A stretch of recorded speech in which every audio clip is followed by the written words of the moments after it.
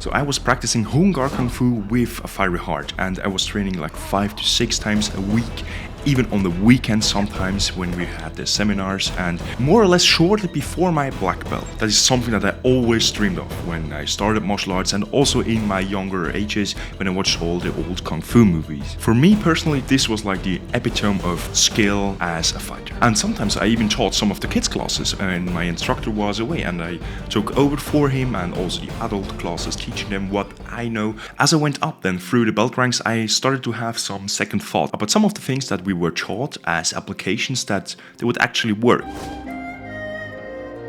So my first advice would be search wisdom also somewhere else. If that is in some kind of form forbidden in your school, run away. That's usually a sign of a McDojo that they don't want you to have knowledge from somewhere else and just lure you in. So maybe a little bit about the background, how a traditional Kung Fu school is operating. On top you have Sigum, like the grandfather, which is most of the time the 10th black belt rank, so to speak, the highest earning person in that particular system. Then you have Sifu, you maybe have several Sifus from several schools, if the school is big enough, and then you have like the Sihings, which are all the Kung Fu brothers, and usually also the trainers in the Kung Fu schools, or the Sifus, depends. And you as the younger brother, you are like on the lowest tier, so to speak, but the person on the top end, Sifu, is most of the time not in question as I thought it would be. And you have to be very careful with this, because sometimes the background of person above is not as clear or as good for your own purpose as it should be, so they are not matching. And in a lot of traditional martial arts schools, it is encouraged to fight with other styles, but it's always in like a traditional martial arts background. And I never had it that somebody from a combat sport came to the school and we would exchange knowledge, which I would appreciate it big time. And I also knew that it was some kind of an unspoken rule that in our tournaments, in our late tag tournaments, forms tournament, weapons tournaments that we had 3 times a year, that boxers, for example, would come and participate. Otherwise, it was an open tournament. It would be very clear that if a boxer came in to us as Kung Fu practitioners, they would humiliate us in the ring in late tag fighting, because they are just trained for this specific purpose and we weren't. And this brings us to the next part that I want to make very clear. It is important that people adapt to modern training methods. It doesn't make sense to hold on to traditions if we have better knowledge nowadays. For example, what I always wanted is using pads and not just punch in the air. But we never used it in regular training, and this is because of a very rigid structure we had in our curriculum. Learning things from the forms, how to apply them, but always in a steady manner, because the movements were most of the time kind of complex if you compare it to how much time you put into Kung Fu. Most of the people just came twice a week. Let me state that that's not enough to learn those things consistently and progress. I wasn't able to fight properly with it. Maybe that's my fault, maybe not. So what I want to state here is modernized training methods. You need to train like an athlete to become a fighter. Fighting is the most athletic thing in goddamn world. If you don't do this seriously, then you just become an old man with a big fat belly talking about fighting. And this is what the reputation of Kung Fu is nowadays. So what would be the thing?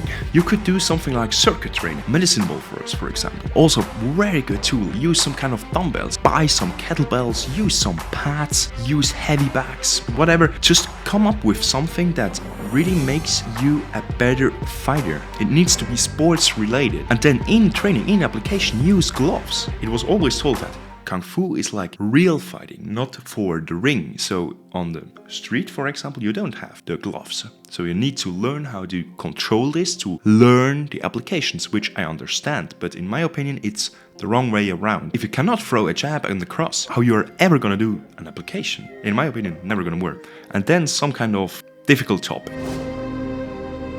which is the cult-like behavior. And I'm sure you're all familiar with this. If you are a little bit into the martial arts community, you have seen Rokas from Martial Arts Journey, which is a big channel. Shout out to you, my friend. I love watching your videos. Cult-like behavior. We always got told that Westerners think differently than Easterners. So we in Europe, in America, think differently than people in China would do or used to do. This comes back to the first point that I wanted to make, because this whole family structure is pretty rigid. You don't have movements around this, and it can happen that it gets a little culty. This is about yourself, where you draw the line. For me, it was because you would have days where you would celebrate the birthday of seafood, which is okay, but there were certain other things that I just find in my stomach, this feeling in your stomach that this isn't right or this is strange. Where is the way around it? And the way around it is I stopped.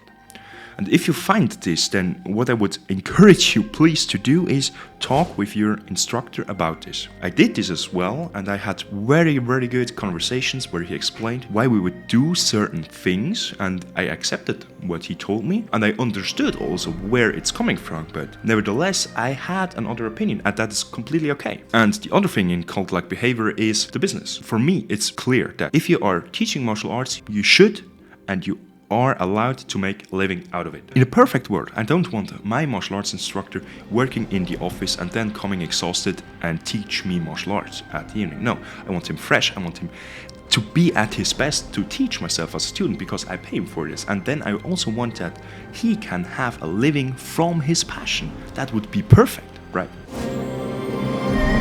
It is too much talking. I know this for a fact because I experienced it so much that we were doing applications on a Saturday morning with my classmates, with my Kung Fu brothers and sisters. Could you just throw me the jab? Could you just throw me this hand? And then you would leave this extended, and then we would like try to do the things. Most of the time more talking in ifs and woulds and coulds than actually like putting on the gloves, the head guard up, and then just do free kind of sparring. If you don't spar in your Kung Fu class, then wow, shit.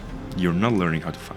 Never. And you also don't learn it for the street. You are in 99.99999% just going to freeze on the street. Believe me this, because I worked in security business and I also worked with people from the prison who were taken to the hospital. In the beginning, I also freeze. And I know this feels shit and it's not what you want. You want to have yourself exposed to real stress, that you know how you can react and how you would react, and then change this over time. If you're not doing this, then probably gonna be seeing you on Fight Commentary Breakdown. And if you want to see how I did spar my instructor in Hunggar Kung Fu, watch this playlist here and let me know in the comments what you think.